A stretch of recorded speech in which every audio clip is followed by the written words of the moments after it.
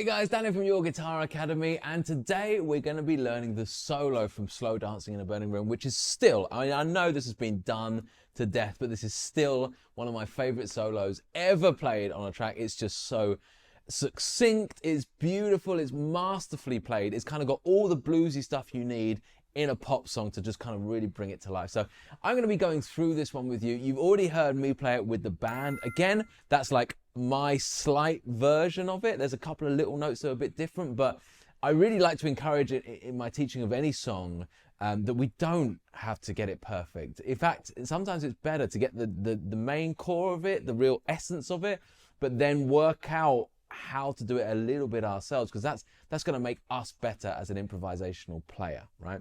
Anyway, I will go through it properly with you so you can see it. And essentially it all starts in the C sharp minor pentatonic, box 1. As we know, this track, if you watch my previous video where I went through the whole core of the track, this is in C sharp, the whole thing, C sharp minor. And really the whole time here in this solo, we're using box 1 and a little bit of box 2, C sharp minor pentatonic, okay? If you're really not sure about those pentatonic boxes and you feel like, oh, have I missed something here? Then head on over to the Guitar Club. All the links are below and we'll give you a proper pathway of learning so that you really understand this stuff. Anyway, let's start going through it. So I'm going to put on my Tube Screamer here to really kind of help me through. So in terms of tone, I've just got like a clean-ish kind of Fender style amp. And I've got a Tube Screamer on as well, which gives me a slightly richer tone than without the Tube Screamer, okay? So let's go through this. So it starts like this. So here's the first lick.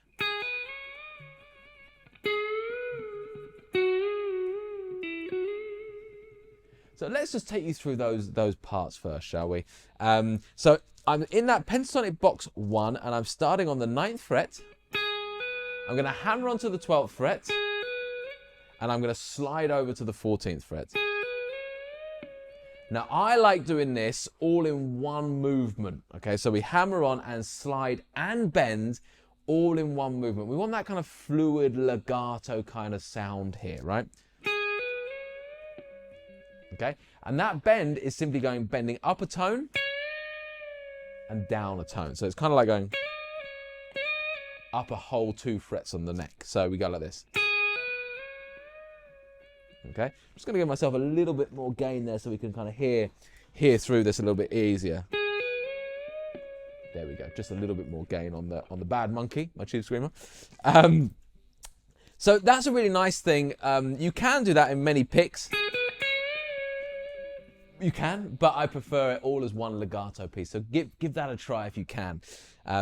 Then we're going to move to the 13th fret. So this is still in our kind of box 2 of our pentatonic in C sharp minor. And I'm going to bend this up. This time I'm going to bend up a whole tone and a half. So there's a tone and there's a tone and a half. So 3 frets.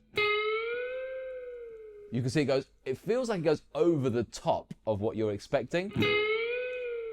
Whoa, like that. And we go up and down again there. So we go up and nice vibrato at the end of it, okay? So we've got this.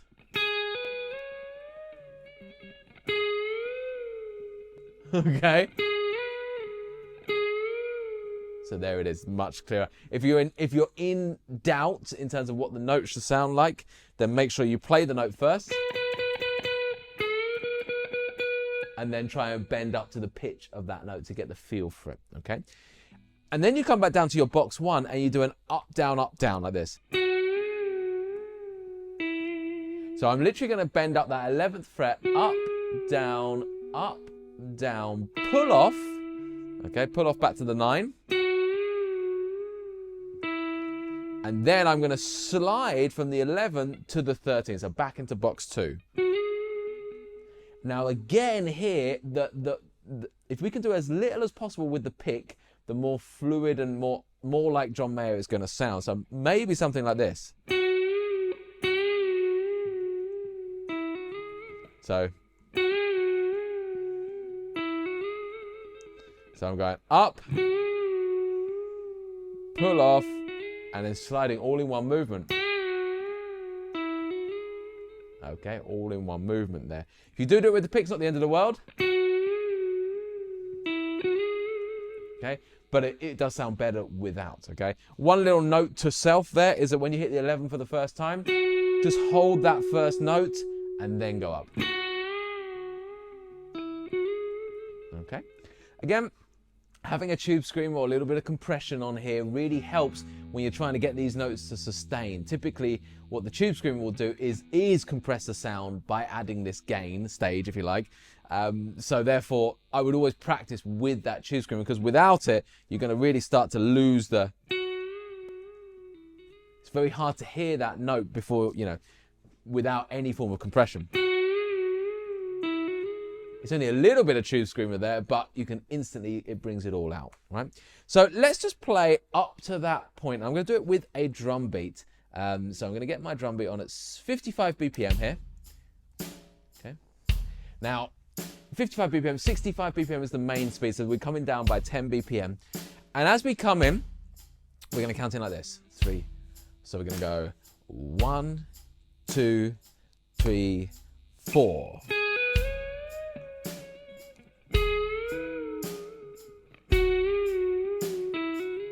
So I'll do it again. Okay, so on the 4 and 1 and 2 and 3 and 4 and.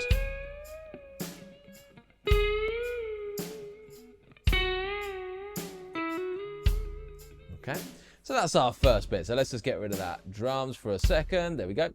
Now we're going to move on to the next bit where it all gets a little bit faster suddenly. So we're now going to bring in that kind of bluesier element here. And this lick sounds like this. So let's just do that first. This is a classic kind of almost like Albert King, Freddie King kind of lick here. So all I'm doing is I'm going up my pentatonic box, 9, 12, 9.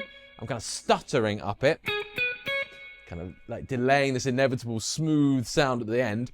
And then I'm going to take this 12th fret, I'm going to bend it up a quarter tone, and then come down the 9s, if you like. So 12, 9, 9, 12, 9, 9. Okay.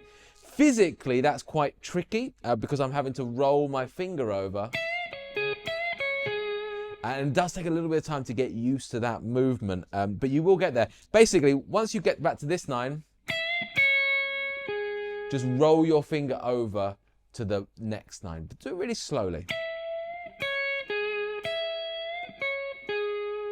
Okay, and you do that twice before going back to the 12 and doing a full bend up, and this is an interesting bend. We do the full bend up, we stop it dead at the top, and we hear it at the bottom, okay?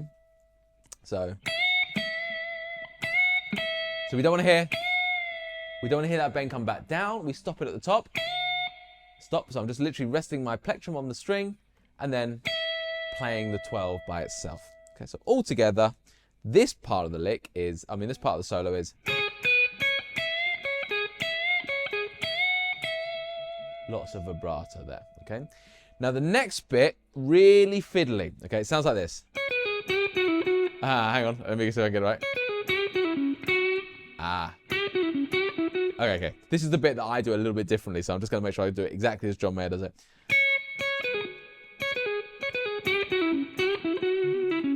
There we go. Okay. You can hear it's one of these like...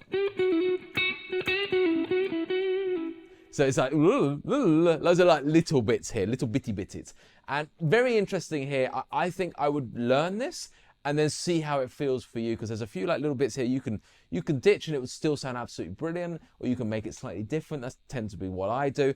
But the actual part here is 9. So we're literally going to go 9, 12, pull off to 9. So this is a very quick descending part. Ba-ba-dum, ba-ba-dum. So picking wise, I'm going down, up, pull off, and I'm stopping it dead. Okay, so you can hear, you just got to kind of do that bit as quickly as you can. Ba-ba-dum. It's like a little drum. Ba-da-dum, ba-da-dum, ba-da-dum, ba-ba-dum. Like that, okay? Da-da-dum. And then you've got this combination. So you've got bend up, very quick bend up on the pentatonic box 1. 11, 9, 11. So this is, but it all happens like this. Dum ba da boom, dum ba da boom. So slower. Dum da da boom, dum da da boom. Very touchy-feely little bits here. Very nice playing though. So you got the quick little rundown, and then a quick little, and then another one like that, but this one ends. Okay. Da, da, da, da. So it goes back up there. So bend up, play the 9. Bend up, down, off to the 9, and hit the 11. In fact, it might even just be bend up, down. That might be even easier. That's actually better, isn't it? Dum, ba, da, boom, ba, da, dum. So let me just kind of piece that all together up to there. So let me do it with a drum beat. I'm going to do this a few times around, right? Get this fiddly little thing together. So imagine we've just done the first part of the solo, and I'm just going to go up like this. I'm going to count that in a bit better. So 1, 2, 3.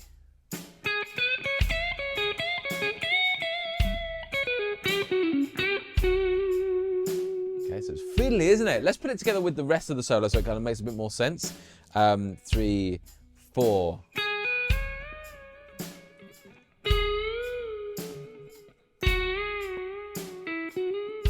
And then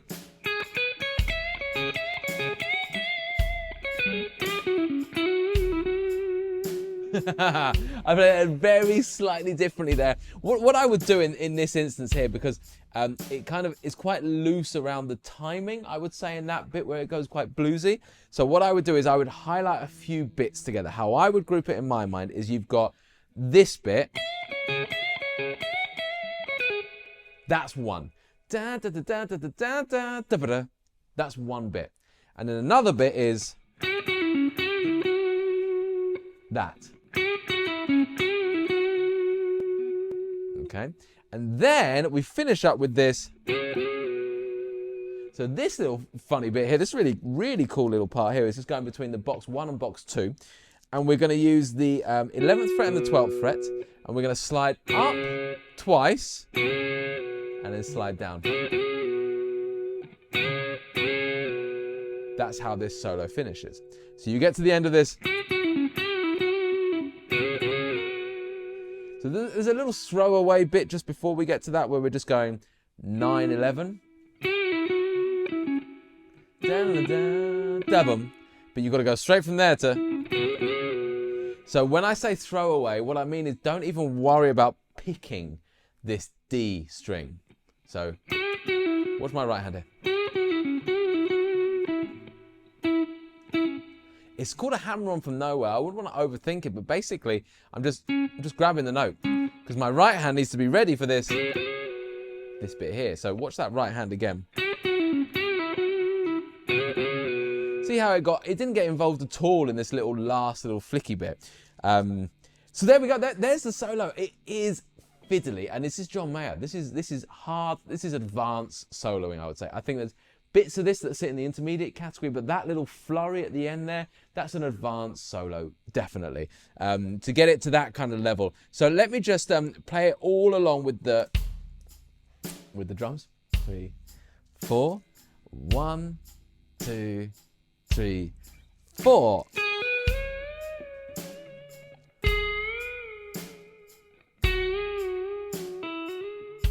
And then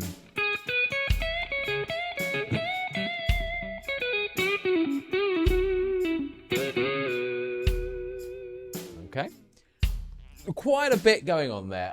So this is one of those where I would highly recommend taking the bits that you really like, starting to build them into your own solo. And if this is something that really is new to you, like how do I take a solo by someone like John Mayer and start to actually make it something I'm doing, my soloing, my improvisation? We've got some great courses over on the Guitar Club. The How to Learn Licks I would highly recommend, but of course we've also got the John Mayer Player Study, we've got the Cage stuff, everything that you need to really start to understand how to play like this and then take it to the next level so you are playing like that. The whole journey is available to you in the Guitar Club. I'd highly recommend going over there. But for now, I hope this was some use to you, some insight as to how you would play through that. And I'll leave you again with us just jamming with the band, doing this really cool solo and, you know, a little bit extra. See you later.